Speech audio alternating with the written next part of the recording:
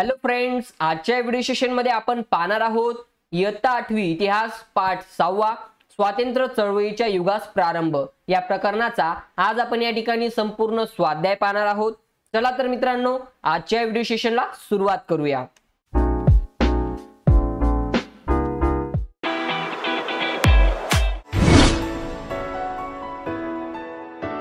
अभ्यास तुमचा साथ आमची स्टडी विथ संदीप सर या आपल्या YouTube चॅनल मध्ये मी आपल्या सर्वांचं स्वागत करतो। मित्रांनो, तुम्ही जर आपल्या YouTube चॅनलवर नवीन असाल तर आपल्या YouTube चॅनलला सबस्क्राइब करून सोबतच बाजूच्या बेल आयकॉनला क्लिक करून ऑल नोटिफिकेशन ऑन करा, जेणेकरून आपल्या नवनवीन स्वाध्यायाची नोटिफिकेशन तुमच्यापर्यंत पोहोचत राहील। चला तर मित्रांनो, पाहूया पहिला प्रश्न। या ठिकाणी बघा मित्रांनो, पहिला प्रश्न दिलेला आहे आपल्याला, तो म्हणजे दिलेल्या पर्यायांपैकी योग्य पर्याय निवडून विधाने पुन्हा लिहा। या ठिकाणी बघा आपल्याला पहिलं विधान दिलेलं आहे ते म्हणजे भारत सेवक समाजाची स्थापना टिंबटिंब यांनी केली। या ठिकाणी आपले ऑप्शन आहेत मित्रांनो, ऑप्शन अ आहे गणेश वासुदेव जोशी, ऑप्शन ब आहे भाऊ दाजी लाड, ऑप्शन क आहे मगो रानडे, ऑप्शन ड आहे गोपाळ कृष्ण गोखले। या ठिकाणी आपलं करेक्ट आन्सर असणार आहे मित्रांनो ते म्हणजे भारत सेवक समाजाची स्थापना गोपाळ कृष्ण गोखले यांनी केली। चला मित्रांनो, पाहूया पुढील विधान। या ठिकाणी पुढील विधान दिलेले ते म्हणजे राष्ट्रीय सभेचे पहिले अधिवेशन टिंबटिंब येथे भरवण्यात आले। आपले ऑप्शन आहेत मित्रांनो, ऑप्शन आ आहे पुणे, ऑप्शन ब आहे मुंबई, ऑप्शन क आहे कोलकाता, ऑप्शन ड आहे लखनौ। या ठिकाणी बघा मित्रांनो, आपले योग्य ते उत्तर असणार आहे ते म्हणजे राष्ट्रीय सभेचे पहिले अधिवेशन मुंबई येथे भरवण्यात आले। चला मित्रांनो, पाहूया पुढील विधान। गीता रहस्य हा ग्रंथ टिंबटिंब यांनी लिहिला। या ठिकाणी आपले ऑप्शन आहेत मित्रांनो ते म्हणजे ऑप्शन आ आहे लोकमान्य टिळक, ऑप्शन ब आहे दादाबाई नवरोजी, ऑप्शन क आहे लाला लाजपत राय, ऑप्शन ड आहे बिपिन चंद्र पाल। या ठिकाणी बघा मित्रांनो, आपले योग्य आन्सर असणार आहे ते म्हणजे गीता रहस्य हा ग्रंथ लोकमान्य टिळक यांनी लिहिला। चला मित्रांनो, पाहूया पुढील प्रश्न। प्रश्न क्रमांक ब, नावे लिहा। या ठिकाणी बघा आपल्याला पहिलं दिलेलं आहे ते म्हणजे मवाळ नेते या ठिकाणी आपल्याला विचारलेले आहेत मित्रांनो। या ठिकाणी बघा मवाळ नेते कोणते असणार आहेत ते म्हणजे पहिले गोपाळ कृष्ण गोखले व दुसरे सुरेंद्रनाथ बॅनर्जी। त्यानंतर या ठिकाणी आपल्याला नाव ओळखायची आहेत मित्रांनो ती म्हणजे जहाल नेते। या ठिकाणी बघा पहिले जहाल नेते ते म्हणजे लाला लजपत राय, त्यानंतर दुसरे असणार आहेत मित्रांनो ते म्हणजे बाळ गंगाधर टिळक।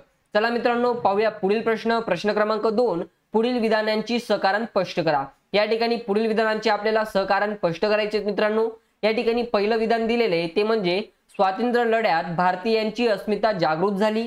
या ठिकाणी बघा याचं योग्य उत्तर असणारे किंवा कारण असणारे ते म्हणजे भारतातील अनेक विद्वानांनी आपल्या संस्कृतीचा अभ्यास केला, संस्कृत, फारसी आणि अन्य भारतीय भाषांमधील हस्तलिखिते तपासून त्यावरील संशोधने प्रसिद्ध केली। डॉक्टर भाऊ दाजी लाड, डॉक्टर राघव भांडारकर अशा काही भारतीय विद्वानांनी भारतीय संस्कृतीचा सखोल अभ्यास केला। आपल्याला प्राचीन समृद्ध वारसा लाभला आहे हे समजल्याने भारतीयांची अस्मिता जागृत झाली। चला मित्रांनो, पाहूया पुढील विधान। भारतीय राष्ट्रीय सभेत 2 गट तयार झाले। या ठिकाणी याचं उत्तर आहे मित्रांनो किंवा योग्य कारण आहे ते म्हणजे भारतीय राष्ट्रीय सभेत राजकीय दृष्ट्या जागृत असलेले भारतातील सर्व नेते जात, धर्म, भाषा, प्रांत असे सर्व भेद बाजूला सारून राष्ट्रीय सभेच्या व्यासपीठावर एकत्र येत होते। परंतु राष्ट्रीय सभा ही शांततेच्या मार्गाने पुढे न्यावी असे काही पुढाऱ्यांचे मत होते, तर काही पुढाऱ्यांचे मात्र स्वातंत्र्यासाठी अधिक तीव्र संघर्ष केला पाहिजे असे मत होते। शांततेच्या मार्गावर पुरस्कार करणारे ते मवाळ नेते होते, तर यावरून भारतीय राष्ट्रीय सभेत मवाळ व जहाल असे 2 गट तयार करण्यात आले किंवा तयार झाले। चला मित्रांनो, पाहूया पुढील विधान। लॉर्ड कर्झनने बंगालची फाळणी करायचे ठरवले। या ठिकाणी बघा मित्रांनो, या ठिकाणी याचं योग्य कारण असणार आहे ते म्हणजे भारतीय राष्ट्रीय सभेने चळवळीत फूट पाडण्यासाठी तसेच हिंदू मुस्लिम समाजात धर्माचे बीज पेरून फोडा आणि राज्य करा या नीतीचा अवलंब करायचे ब्रिटिशांनी ठरवले। तत्कालीन व्हाईसरॉय लॉर्ड कर्झनने त्याला खतपाणी घातले। बंगाल हा एक मोठा प्रांत होता। या प्रांताचा कारभार करणे प्रशासकीय दृष्ट्या अवघड असल्याने कारण पुढे चालून लॉर्ड कर्झन याने 1905 मध्ये बंगाल प्रांताची फाळणी जाहीर केली। या फाळणीमुळे मुस्लिम बहुसंख्याकांचा पूर्व बंगाल आणि हिंदू बहुसंख्याकांचा पश्चिम बंगाल अशी रचना झाली। या फाळणी मागे हिंदू मुस्लिमात फूट पाडून स्वातंत्र्यता चळवळ दुर्बल करणे हा यामागचा हेतू होता। चला मित्रांनो पाहूया पुढील प्रश्न क्रमांक 3 टिपालिया। या ठिकाणी बघा मित्रांनो, राष्ट्रीय सभेचे उद्दिष्ट याबद्दल आपल्याला टिप लिहायची म्हणजे थोडक्यात माहिती लिहायची। चला पाहूया याबद्दल थोडक्यात माहिती। भारताच्या निरनिराळ्या भागातील लोकांना धर्म, वंश, जात, भाषा, भौगोलिक प्रदेश असे भेद विसरून एका व्यासपीठावर आणणे, परस्परांच्या समस्या जाणून घेऊन विचार विमर्श करणे, लोकांमध्ये ऐक्य भावना वृद्धिंगत करणे, राष्ट्राच्या उन्नतीसाठी प्रयत्न करणे ही राष्ट्रीय सभेची उद्दिष्ट होती। चला मित्रांनो पाहूया पुढील मुद्दा, वंगभंग चळवळ। या ठिकाणी बघा याच्याबद्दल थोडक्यात माहिती द्यायची ठरली तर ती म्हणजे लॉर्ड कर्झन यांनी 1905 मध्ये बंगालची फाळणी केली। त्यामुळे बंगालमध्येच नव्हे तर संपूर्ण भारतात फाळणी विरोधात जनमत जागृत झाले। 16 ऑक्टोबर हा फाळणीचा दिवस राष्ट्रीय शोक दिन म्हणून पाळण्यात आला। भारतभर निषेध सभांद्वारे सरकारचा निषेध केला गेला। वंदे मातरम हे गीत सर्वत्र गायले जाऊ लागले। ऐक्याचे प्रतीक म्हणून रक्षाबंधनाचा कार्यक्रम घेण्यात आला। सरकारी शाळा महाविद्यालयांवर बहिष्कार टाकून मोठ्या संख्येने विद्यार्थी या चळवळीत सामील झाले। वंगभंग चळवळीचे नेतृत्व सुरेंद्रनाथ बॅनर्जी, आनंद मोहन बोस, रवींद्रनाथ टागोर इत्यादींनी केले। वंगभंग चळवळीने भारतीय राष्ट्रीय सभेची व्याप्ती वाढली, ती एक राष्ट्रीय चळवळ बनली। चला मित्रांनो पाहूया पुढील मुद्दा। या ठिकाणी पुढील मुद्दा दिलेला आहे तो म्हणजे राष्ट्रीय सभेचे चतुसूत्री। या ठिकाणी बघा मित्रांनो, या ठिकाणी याचं उत्तर येणार आहे ते म्हणजे किंवा याबद्दल थोडक्यात माहिती द्यायची ठरली तर ती म्हणजे राष्ट्रीय सभेच्या 1906च्या अधिवेशनाचे अध्यक्ष दादाभाई नौरोजी होते। या अधिवेशनात स्वराज्य, स्वदेशी, राष्ट्रीय शिक्षण व बहिष्कार ही चतुसूत्री राष्ट्रीय सभेने एकमताने स्वीकारली। राष्ट्रीय चळवळीमुळे आपण स्वयंपूर्ण व स्वावलंबी होऊ, स्वदेशाच्या मार्गाने जाण्यासाठी आपल्या देशातील भांडवल, साधन सामग्री, मनुष्यबळ आणि अन्य सर्व शक्ती आपल्याला एकत्रित कराव्या लागतील आणि यातूनच आपल्या देशाचे हित साधता येईल। परदेश वस्तू व मालांवर बहिष्कार ही पहिली पायरी तर परदेशी राजवटीवर बहिष्कार ही पुढची पायरी असेल असे अधिवेशनात ठरवण्यात आले। बहिष्कारामुळे ब्रिटिश साम्राज्याच्या मुळावर घाव घालता येईल असे नेत्यांचे मत होते। चला मित्रांनो पाहूया पुढील प्रश्न क्रमांक 4 भारतीय राष्ट्रीय सभेच्या स्थापनेची पार्श्वभूमी पुढील मुद्द्यांच्या आधारे स्पष्ट करा। या ठिकाणी पहिला मुद्दा दिलेला आहे तो म्हणजे प्रशासकीय केंद्रीकरण।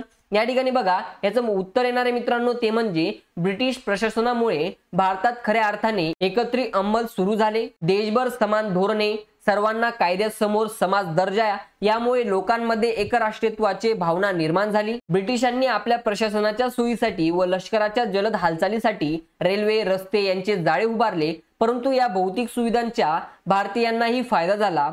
भारताच्या विविध प्रांतातील लोकांचा परस्परांशी अधिक संबंध येऊन त्यांच्यामधील संवाद वाढला व राष्ट्रभावना वाढीला लागली।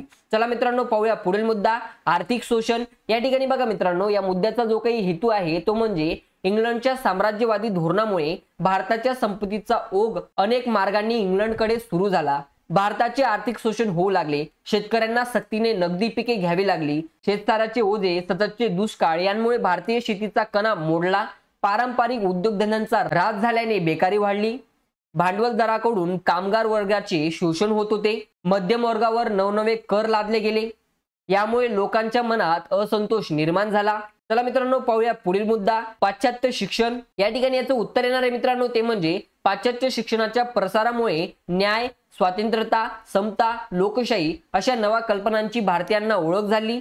बुद्धिनिष्ठा, विज्ञाननिष्ठा, मानवतावाद, राष्ट्रवाद अशी मूल्ये भारतीयांना आत्मसात केली। त्यामुळे आपल्या देशाचा कारभार करण्यासाठी आपण सक्षम असून या मूल्यांच्या आधारावर आपल्या देशाची उन्नती साधावी अशी भावना रुजू लागली। इंग्रजी भाषेमुळे भाषिक विविधतेने संपन्न असलेल्या भारताला संपर्काचे एक नवे माध्यम मिळाले। चला मित्रांनो पाहूया पुढील मुद्दा भारताच्या प्राचीन इतिहासाचा अभ्यास। या ठिकाणी याचं उत्तर आहे मित्रांनो ते म्हणजे डॉक्टर भाऊ दाजीलाड व डॉक्टर राघव भांडारकर यांनी भारताच्या प्राचीन संस्कृतीचा सखोल अभ्यास केला। आपल्याला प्राचीन समृद्ध वारसा लाभला असल्याने भारतीयांची अस्मिता जागृत झाली। चला मित्रांनो यापुढे दिलेला मुद्दा आहे तो म्हणजे वृत्तपत्रांचे कार्य। या ठिकाणी याचं उत्तर आहे मित्रांनो ते म्हणजे या काळात इंग्रजी व प्रादेशिक भाषांमधून वृत्तपत्रे व नियतकालिके प्रसिद्ध होऊ लागली। या वृत्तपत्रातून राजकीय व सामाजिक जागृती होऊ लागली। दर्पण, प्रभाकर, हिंदू, अमृत बाजार पत्रिका, केसरी, मराठा अशा वृत्तपत्रातून सरकारच्या धोरणावर टीका होऊ लागली। पहा मित्रांनो या ठिकाणी जो काही आपला आजचा प्रकरणाचा स्वाध्याय होता स्वातंत्र्य चळवळीच्या युगास प्रारंभ या प्रकरणाचा आज आपण या ठिकाणी संपूर्ण स्वाध्याय कंप्लीट केलेला आहे। तुम्हाला जर आपला हा व्हिडिओ आवडला असेल तर एकदा कमेंट करून सांगायचं मित्रांनो। व्हिडिओ आवडल्यास लाईक शेअर आणि सबस्क्राईब नक्कीच करा। Thanks for watching this video friends.